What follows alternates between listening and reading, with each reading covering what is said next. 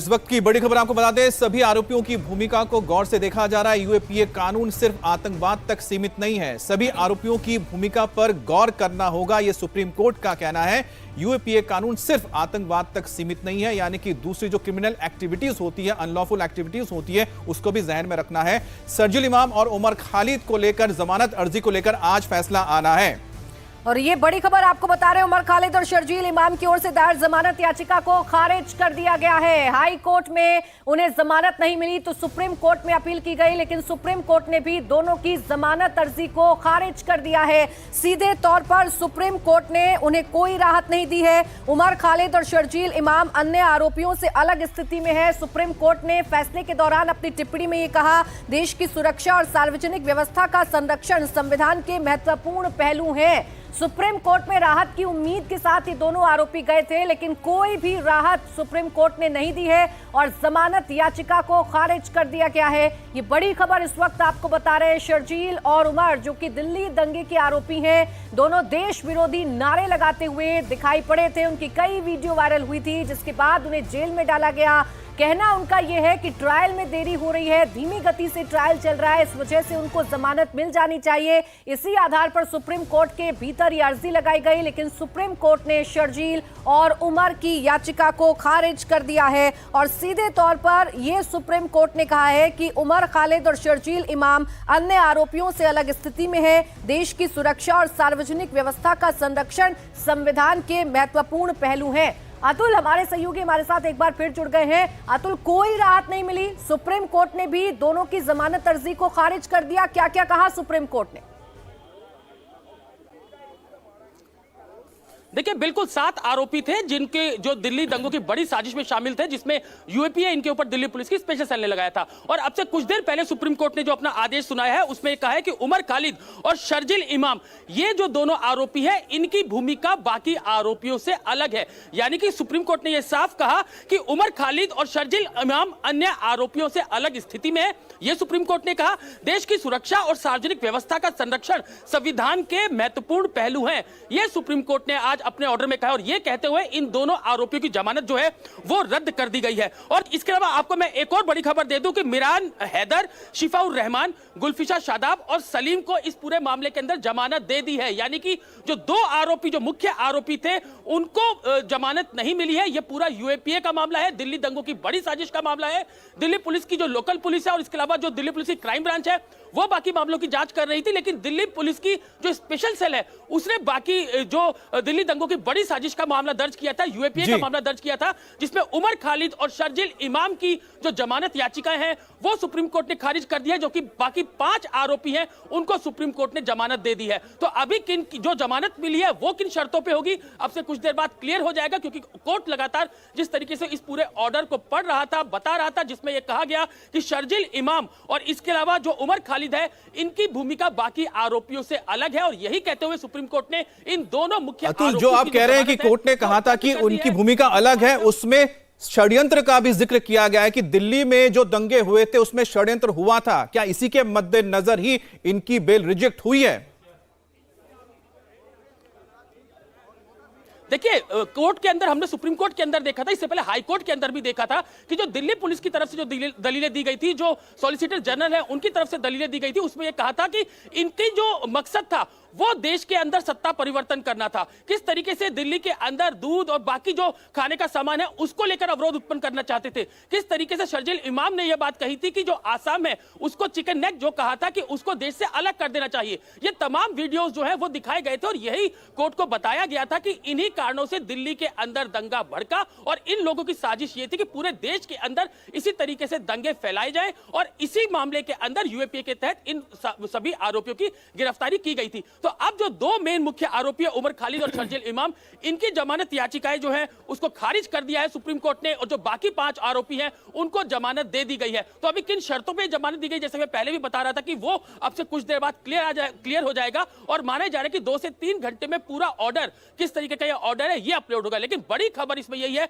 कि शर्जील इमाम और उमर खालिद इन दोनों की बेल जो है उनको रिजेक्ट कर दिया गया है और जो बाकी 5 आरोपी हैं उनको सुप्रीम कोर्ट ने जमानत दे दी है। तो एक पूरी क्योंकि इन दोनों को लेकर दिल्ली पुलिस की बड़ी चिंता थी, क्योंकि हमने अभी जैसा पहले भी बताया कि न्यूयॉर्क के मेयर ने बाकायदा एक खत लिखा था और उसके अंदर कैसे जो इनको ये लोग जेल में है, पहले जैसे लोग सुप्रीम कोर्ट में भी कह रहे थे कि 5 साल से ज्यादा से जेल में है, अब इनको जमानत दे दी जानी चाहिए। लेकिन सुप्रीम कोर्ट ने भी माना कि शर्जील इमाम और इसके अलावा जो उमर खालिद है इनका मामला अलग है। ये इन दोनों जो भिन्न परिस्थिति में यही कारण है कि इन दोनों की जमानत याचिकाओं को खारिज कर दिया गया है और जो बाकी 5 आरोपी हैं जिस वक्त ये राइट्स हुए थे उस दौरान सीए को लेकर भी प्रोटेस्ट चल रहा था और उमर खालिद की भूमिका उसमें भी निकलकर सामने आई थी, जिसके मद्देनजर कोर्ट में कई सारे तथ्य दिए गए हैं जांच एजेंसियों के तौर पर। क्या क्या बातें कही गई थी इसके पक्ष में?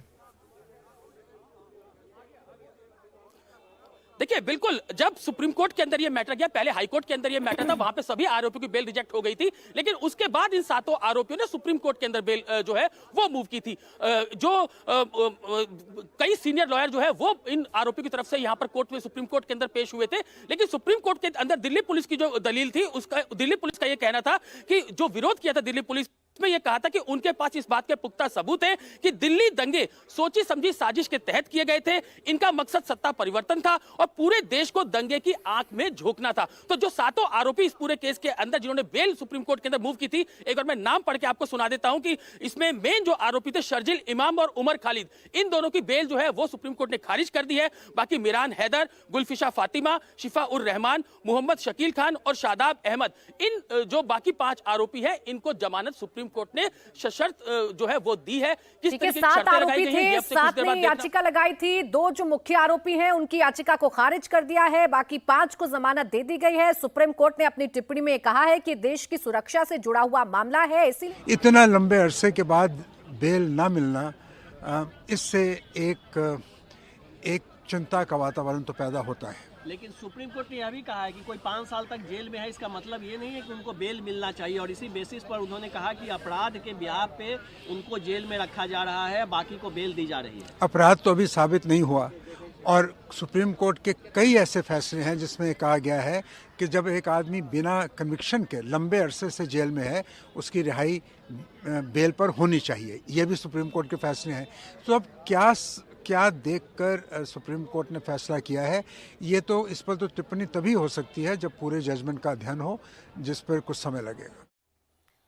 तो आरोपियों के वकील को आपने सुना, वही कह रहे हैं कि ये चिंता का विषय है कि इतने लंबे समय तक जेल में रहने के बाद भी दोनों को जमानत नहीं मिली है। लेकिन सुप्रीम कोर्ट ने जो अपनी टिप्पणी में कहा है, फैसले के दौरान कहा है, वो बड़ा साफ है कि देश की सुरक्षा से जुड़ा हुआ मामला है। इसके साथ ही साथ कोर्ट ने यह भी साफ कर दिया है कि न्यायालय ने जानबूझकर सामूहिक या एकीकृत दृष्टिकोण अपनाने से परहेज किया है। इसके अलावा जो आरोप इन पर तय किए गए थे, उसके लिए सबूत जितने भी जांच एजेंसियों की तरफ से पेश किए गए हैं, वो इस तरफ इशारा कर रहे हैं कि इन पर आरोप सिद्ध होते हैं, इसीलिए इन दोनों को जमानत नहीं दी गई है। अब अतुल, बेशक आरोपी पक्ष के वकील निराश हो, लेकिन सुप्रीम कोर्ट ने अपने फैसले में बड़ा साफ कर दिया है कि इन दोनों के खिलाफ जितने भी सबूत रखे गए थे वो बड़े पुख्ता सबूत हैं, जिसके बिना पर इनको जमानत नहीं दी जा सकती है।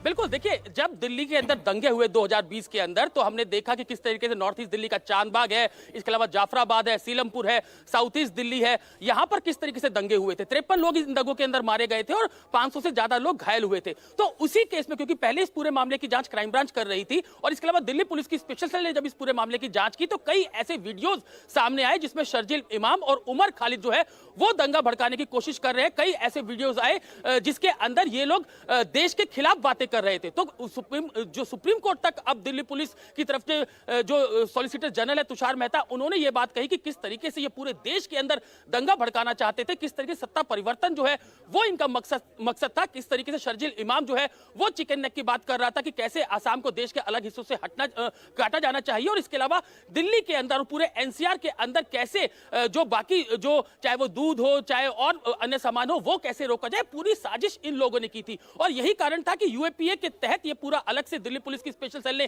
केस रजिस्टर किया था।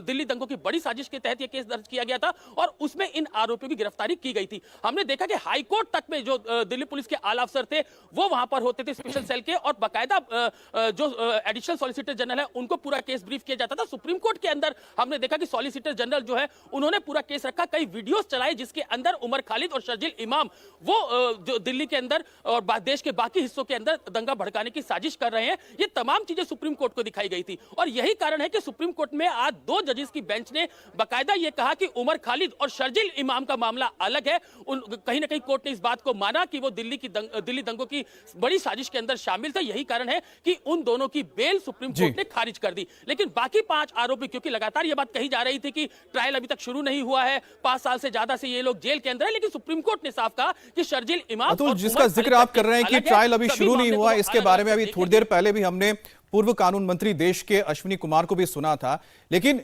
जो पैरवी कर रहे थे, चाहे वो शर्जील इमाम हो या फिर उमर खालिद हो, इनके तरफ से देश के बड़े बड़े वकील थे जो केंद्रीय मंत्री भी रह चुके हैं देश में, उनकी दलीलें किस तरह से पस्त हो गई जो दिल्ली पुलिस के ओर से काउंटर किया गया या फिर एसजी की ओर से काउंटर किया गया? क्या दलीलें दी गई थी इन बड़े वकीलों की ओर से जब ये बेल लेने के लिए गए थे? देखिए, मेन तो जो सभी 7 आरोपी हैं उनकी तरफ से दलीलें ये दी गई थी कि 5 साल से ज्यादा से वो जेल के अंदर है। 2020 का ये मामला है और जब इनकी गिरफ्तारी की गई वो पिछले 5 साल से ज्यादा समय से जेल के अंदर है और अभी तक ट्रायल शुरू भी नहीं हुआ है। और इन्हीं दलीलों के ऊपर जो चाहे बड़े बड़े जो वकील थे सुप्रीम कोर्ट के अंदर, उन्होंने बाकायदा अपना पक्ष रखा, जिसके अंदर यह कहा गया कि काफी समय इनको हो गया है, कोई आरोप इनके ऊपर सिद्ध नहीं हुआ है, ट्रायल अभी तक शुरू नहीं हुआ है और इतने समय तक किसी को भी जेल में रखा जाना सही नहीं है। लेकिन जब दिल्ली पुलिस की तरफ से, दिल्ली पुलिस की स्पेशल सेल की तरफ से जो सॉलिसिटर जनरल है तुषार मेहता, उन्होंने अपना पक्ष रखा, उन्होंने कई वीडियोस जो है वो सुप्रीम कोर्ट के अंदर दिखाए कि कैसे ये लोग दंगा भड़काने की कोशिश कर रहे थे, कैसे कई वीडियोस ऐसे थे जिसके अंदर बाकायदा चाहे वो शर्जील इमाम हो चाहे वो उमर खालिद हो, वो लगातार दंगे भड़काने की कोशिश कर रहे थे। वो वीडियोस बाकायदा सुप्रीम कोर्ट के अंदर चलाए गए और इसके अलावा यह बताया गया कि जब ट्रंप यहां पर जो अमेरिका के राष्ट्रपति थे डोनाल्ड ट्रंप, वो यहां पर आए थे तो उनको उस दौरान इनकी पूरी यह साजिश थी कि कैसे इस पूरे दंगों को एक इंटरनेशनल लेवल पर लेकर जाया जाए। तो ये तमाम दलीलें जो है वो सुप्रीम कोर्ट के अंदर जो सॉलिसिटर जनरल है तुषार मेहता, उन्होंने यहां पर रखी थी। और इसके अलावा बाकी जो बचाव पक्ष की तरफ से लगातार ये कहा जा रहा था कि काफी समय से वो जेल के अंदर है, अभी ट्रायल भी शुरू नहीं हुआ है। लेकिन सुप्रीम कोर्ट ने आज अपने आदेश के अंदर कहा कि सिर्फ देरी, ट्रायल के अंदर देरी, ये आधार नहीं हो सकती कि किसी को जमानत दे दी जाए। और जिस तरीके से उमर खालिद, बड़ा साफ कहा सुप्रीम कोर्ट ने तो कि देरी को ट्रम्प कार्ड के तौर पर इस्तेमाल नहीं किया जा सकता है। और सबसे बड़ी बात यह है कि जितने भी तथ्य रखे गए हैं, जितने भी साक्ष्य रखे गए हैं, प्रथम दृष्टया सुप्रीम कोर्ट ने भी माना है कि ये सबूत बड़े काफी हैं, तथ्य बड़े काफी हैं ये बताने के लिए कि इन दोनों की भूमिका कितनी संदिग्ध थी, कितनी गंभीर थी।